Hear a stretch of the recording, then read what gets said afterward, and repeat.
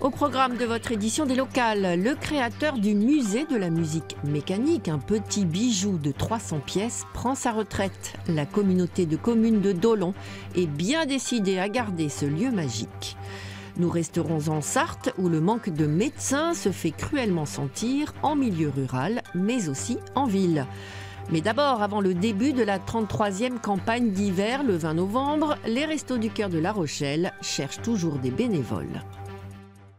Le 20 novembre prochain, c'est la date officielle de la saison d'hiver des restos, mais il n'y a pas de saison. L'idée généreuse de Coluche, il y a 33 ans, est une alarme sociale sans fin. 17 mars 2018. Comme on dit, oui, les Restos du Cœur, ça va bien, malheureusement. On a de plus en plus de monde, et ça n'arrête pas. Alors, beaucoup de personnes seules avec enfants. Et maintenant, on reçoit aussi des retraités qui ont des toutes petites retraites et qui n'arrivent pas à survivre. Rien que dans ce centre de Bongraine, ce matin encore, une centaine de familles s'est inscrite pour bénéficier de l'aide alimentaire, vestimentaire et autres. Cette situation est quotidienne et les restos lancent un appel aux bénévoles, notamment les jeunes, pour les 26 centres du département. Il y a quelqu'un qui l'accompagne là pour lui donner de la nourriture? On a aussi de plus en plus besoin de bénévoles, surtout par rapport aux différentes missions sociales que nous proposons aux personnes accueillies. Donc on a besoin de bénévoles qui accompagnent dans ces différentes missions et donc on est toujours à la recherche de bénévoles. Alors je pense que des jeunes, on en a besoin. Le problème, c'est que souvent, c'est plus un problème de disponibilité que d'envie. Et pour ça, je pense qu'il faut qu'on milite dans les universités, dans les lycées, voire faire des points dans les écoles, de façon à ce que le mouvement puisse continuer malheureusement encore très longtemps. Ce camion des restos continue sa tournée. Ici, ce sont les surplus d'une grande enseigne de distribution qui vont alimenter les rayons. Demain, le jour suivant et le jour d'après, il poursuivra sa besogne durant 16 semaines de campagne d'hiver, même s'il n'y a pas de saison. En Sarthe, il manquerait une centaine de médecins aujourd'hui pour combler les départs à la retraite. Un manque qui se fait sentir en milieu rural, mais également dans la ville du Mans.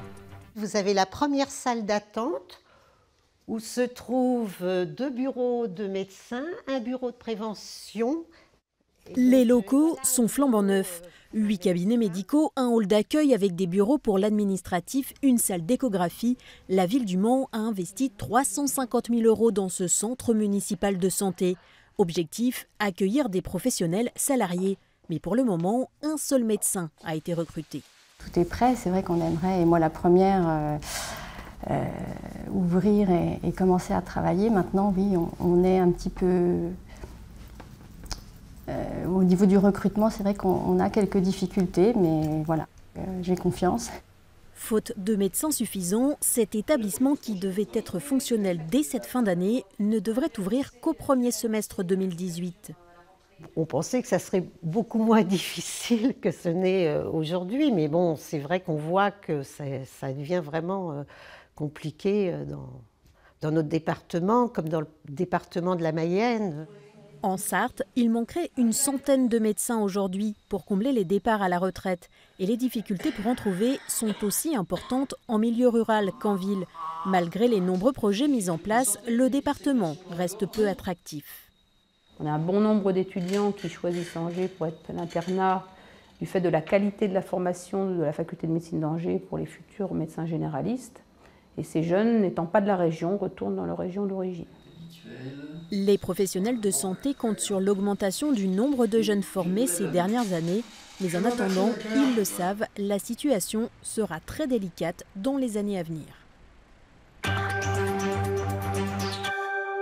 Nous restons en Sarthe, dans le village de Dolon, qui accueille depuis 22 ans le musée de la musique mécanique. Son créateur, bientôt retraité, a mis en vente les pièces de sa collection. La commune est bien décidée à conserver ce petit trésor. Alors ça, c'est un tambour de garde champêtre. Des trésors comme celui-ci, Philippe Corbin, dit Fifi, en possède des centaines dans son musée de la musique mécanique, du plus petit au plus gros. Comme ce kitschissime orgue de danse, véritable orchestre mécanique, un concert surréaliste comme seul Fifi peut vous offrir.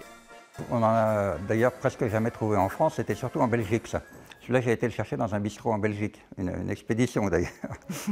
Et le constructeur de cet appareil-là est toujours vivant. Il vient me voir tous les ans d'ailleurs. Il a pas loin de 90 ans maintenant. Après 40 ans de collection et 15 ans de visite de musée, Philippe va se payer une retraite bien méritée. La vente de sa collection fait rêver jusqu'en Chine, mais l'acquéreur le plus motivé est la communauté de communes de la Breille et de l'Anille, bien décidée à garder son trésor. Au début, il y a des gens qui ne connaissaient pas. Et quand ils sont sortis, ça a été tout de suite, il est hors de question que ça s'en aille d'ici. Donc quand on a mis ça au vote à la communauté de communes, il y a eu l'unanimité. L'estimation du fonds est en cours, entre 5 et 600 000 euros. Viendront ensuite les demandes de subventions. Philippe recherche un passionné, forcément. Il peut y avoir aussi des chanteurs, des comédiens, des marionnettistes, ce qu'on veut, des gens du spectacle ou des patrons de bar. Ça dépend, il faut qu'ils arrivent à faire vivre le lieu, quoi, en fait. Difficile d'imaginer une halte touristique au village de Dolon sans le musée de la musique mécanique. En 2018, les plus beaux accords attendus seront donc ceux des subventions. Réponse l'été prochain.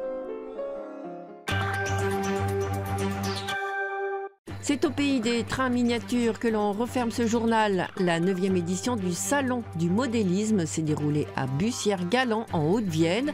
Des passionnés ont reconstitué une douzaine de lignes ferroviaires, mythiques pour certaines. Il y a les trains, ces jouets des années 50. Il y a aussi les trains américains, les trains agricoles et cette ligne française Bordeaux-Dax qui en a fait rêver certains. Quand j'étais tout petit, j'allais en vacances de ce côté-là, dans ce secteur-là, sud-ouest, et puis je trouvais que cette ligne était intrigante, c'était une grande ligne droite, et je me suis dit peut-être qu'un jour je m'y intéresserai en détail, et puis voilà, puis ça de fil en aiguille, je me suis mis à reproduire cette ligne, enfin une partie de cette ligne, parce que 66 km en miniature, il ne faudrait pas seulement que 3 mètres. Sur ce réseau, la SNCF a battu de nombreux records de vitesse et l'a rendu mythique. Plus loin, c'est le tournage de la rivière Espérance, une série culte des années 90 qui fascine. C'est joli et puis on voit qu'ils ont bien travaillé et il y a de très jolis décors, donc j'aime bien. Pour reproduire la rivière, les gabarres, les maisons aussi vraies que nature, Alain a mis 3 ans. En amont, il faut déjà aller sur le site, faire des photos d'un bâtiment, par exemple, comme vous avez là, un bâtiment comme celui-là. Il faut quand même réaliser au minimum 5-6 photos pour faire le tour du bâtiment. Ces maquettes sont des petites machines à remonter le temps, un plongeon pour les amateurs ou les curieux dans un monde moderne ou révolu.